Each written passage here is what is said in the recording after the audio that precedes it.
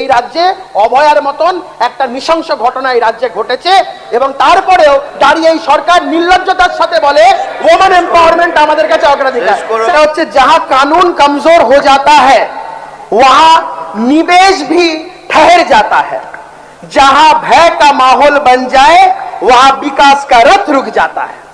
আমাদের বিগত সরকারের আমলে এটাই ছিল, মানুষ শিল্প কলকারখানা স্থাপন করতে গেলেই চাঁদার जुलूम, सिंडिकेटेर राज। ना हम बंगाल को पीछे देखना चाहते हैं, ना युवाओं को पलायन करते देखना चाहते हैं। अर्थ मंत्री महोदय ने जो दिशा दिखाया है, हम उस बंगाल का निर्माण करना चाहते हैं। আমাকে এই বাজেটের উপর বলতে দেবার জন্য আমি আপনাকে ধন্যবাদ জানাই। বাজেট কেবলমাত্র শুধু সংখ্যার হিসাব নয়, এটি একটি সরকারের দর্শন এবং ভবিষ্যতের প্রতি তার অঙ্গীকারের প্রতিচ্ছবি।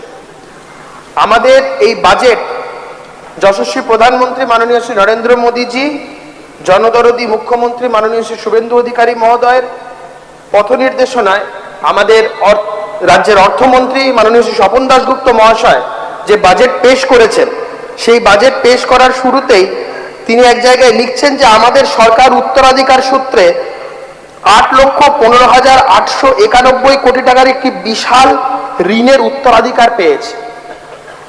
তারপরেও এই ধরনের শুধুমাত্র ওয়েলফেয়ার ড্রিভেন বাজেট নয়, ওয়েলফেয়ার ক্লাবড উইথ ডেভেলপমেন্টাল অ্যাসপেক্ট, এই যে বাজেট, সেই নিরিখে আমাকে শুধু একটা কথাই বলতে হয় অর্থমন্ত্রীর উদ্দেশ্যে যে smooth seas do not make skillful sellers.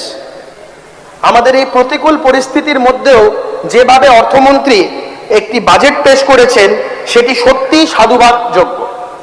এই বাজেটটাকে যদি আমরা ক্লাসিফাই করি খুব সুন্দরভাবে, বাজেটটা 5 ভাগে বিভক্ত: সেবা শক্তি, নির্মাণ শক্তি, জ্ঞান শক্তি, জীবন শক্তি, শিল্প শক্তি। এই 5টা ক্লাসিফিকেশনের মধ্যেই বিভিন্ন অ্যাসপেক্টে সরকার তার দৃষ্টিভঙ্গি এবং আগামী দিনের রোডম্যাপ ফুটিয়ে তুলেছে। আগের সরকারের উদ্দেশ্যে যদি বলি তাহলে বলতে হয় বাংলার মানুষ শুধু প্রতিশ্রুতির রাজনীতি নয়, ফলাফলের রাজনীতি দেখতে চায়, যেটা আমাদের পূর্বতন সরকার ভুলে গেছে। আমি যদি আপনাকে পরিসংখ্যানগতভাবে বলি, বিগত বাজেট, গতবারের যা বাজেট ছিল সেটা ছিল 3,41,00,000 কোটি টাকার বাজেট, সেটা বাড়িয়ে এবার 4,38,00,000 কোটি টাকার বাজেট। পূর্বতন সরকারের কথা যদি আমি বলি কর্মসংস্থানের ক্ষেত্রে, সেই পূর্বতন বাজেটে বড় আকারের সরকারি কোনো নিয়োগের নির্দিষ্ট কোনো প্রতিশ্রুতি ছিল না। কর্মসংস্থানের পরিবর্তে সামাজিক ভর্তুকিতে জোর দেওয়া হয়েছিল। অথচ এবারের বাজেট যদি আপনারা দেখেন, সেখানে 1 লক্ষ সরকারি শূন্যপদ পূরণের ঘোষণা করা হয়েছে। শিল্প ও ডেভেলপমেন্টাল ইনফ্রাস্ট্রাকচারের ক্ষেত্রে বিনিয়োগের মাধ্যমে কর্মসংস্থান বৃদ্ধি করার প্রস্তাব রাখা হয়েছে। শিল্পায়নের ক্ষেত্রে যদি আপনারা দেখেন, পূর্বতন সরকারের ব্যাপারে শিল্পে নতুন বিনিয়োগ আকর্ষণের ক্ষেত্রে স্পষ্ট কোনো রোডম্যাপ ছিল না সেই সরকারের। কিন্তু এবারে যদি আপনারা দেখেন, নতুন ইন্ডাস্ট্রিকে অ্যাট্রাক্ট করার জন্য ইনসেন্টিভের কথা বলা আছে। ইজ অফ ডুইং বিজনেস বাড়াতে চাঁদাবাজি ও সিন্ডিকেট রোধে নতুন আইন ঘোষণা করা হয়েছে, নতুন আইন আনার ঘোষণা করা হয়েছে। আমি এই পার্সপেক্টিভে বলতে চাইবো 4 লাইন, সেটা হচ্ছে जहां कानून कमजोर हो जाता है वहां निवेश भी ठहर जाता है, जहां भय का माहौल बन जाए वहां विकास का रथ रुक जाता है। আমাদের বিগত সরকারের আমলে এটাই ছিল, মানুষ শিল্প কলকারখানা স্থাপন করতে গেলেই চাঁদার जुलूम, সিন্ডিকেটের রাজ। আমরা এই রাজ্যে দেখেছি কোনো বড় শিল্পপতি আসতে সাহস দেখাতেন না। আরবান সিলিং অ্যাক্টের যে সংশোধনী দরকার, এই সরকার সেটা কখনো মনে করেনি। আমাদের বাজেটে সেই কথা বলা আছে যে আরবান সিলিং অ্যাক্টের সংশোধনী আনার কথা বলা হয়েছে, যার মাধ্যমে আমরা বড় এবং ভারী শিল্পকে এই রাজ্যে আকর্ষণ করতে পারি। আমরা যদি বাজেটের পরিসংখ্যানগত কিছু তথ্য আমরা তুলে ধরি, এটাতে করে সরকারের যে উদ্দেশ্য বা সরকারের যেটা দৃষ্টিভঙ্গি সেটাই স্পষ্ট হবে।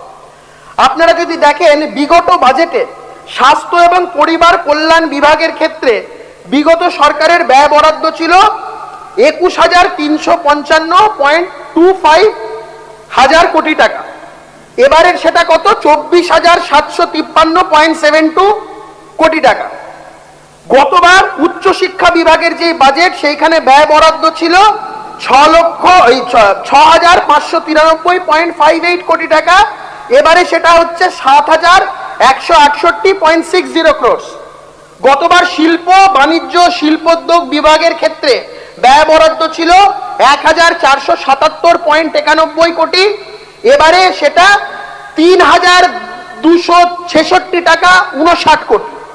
গতবার ক্ষুদ্র ছোট ও মাঝারি শিল্পোদ্যোগের ক্ষেত্রে 1,228.78, এবারে সেটা 1,814.60। খুব ইম্পর্টেন্ট এই পার্টটা, একটা সরকারের দৃষ্টিভঙ্গির ক্ষেত্রে ফোকাস অপ্রচলিত ও পুনর্নবীকরণ শক্তি নন রিনিউয়েবল সোর্সের ক্ষেত্রে আগামী দিন আমাদের এই নন রিনিউয়েবল সেক্টরটা একটা অত্যন্ত গুরুত্বপূর্ণ বিষয়। এটা পূর্বতন সরকার মনে করেনি, তারা 82.65 কোটি টাকা এর ক্ষেত্রে বরাদ্দ করেছিল, কিন্তু এবারের সরকারের দৃষ্টিভঙ্গি দেখুন 305.87 করোড়। এটা হচ্ছে এই সরকারের দৃষ্টিভঙ্গি। আমি আপনাদের বলছি, গতবার বিদ্যালয় শিক্ষা বিভাগের ব্যয় বরাদ্দ ছিল 41,153.79 কোটি টাকা, এবারে সেটা হচ্ছে 44,000। আপনার সময় পার হয়ে গেছে। সময় 5 মিনিট হয়ে গেল। কোন শেষ কোন 948.21 কোটি টাকা। আমি এই কথাগুলো এই কারণেই বলছি যে আমি যেটা প্রথমেই বললাম যে একটা বাজেটে সরকারের দৃষ্টিভঙ্গি স্পষ্ট হয়। এই সরকার কর্মসংস্থান এবং এই যে নারী কল্যাণের কথা বলা হয়, গতবার বাজেট বক্তৃতাটা শুরুই হয়েছিল যে পশ্চিমবঙ্গ সরকারের নারী কল্যাণ এবং নারী উন্নয়নের ক্ষেত্রে, ওমেন এম্পাওয়ারমেন্টের ক্ষেত্রে তাদের কতটা অগ্রাধিকার। বলতে লজ্জা লাগে, তারা যখন এই বাজেট পেশ করেছে তার কয়েক মাস আগেই এই রাজ্যে অভয়ার মতন একটা নৃশংস ঘটনা এই রাজ্যে ঘটেছে, এবং তারপরেও দাঁড়িয়ে এই সরকার নির্লজ্জতার সাথে বলে ওমেন এম্পাওয়ারমেন্ট আমাদের কাছে অগ্রাধিকার। স্যার আমি শুধু শেষ করে দেবো, একটা কথা বলি আমি আমার বাজেটের কথা শেষ করে দেবো 4 লাइन बोले। ना हम बंगाल को पीछे देखना चाहते हैं, ना युवाओं को पलायन करते देखना चाहते हैं।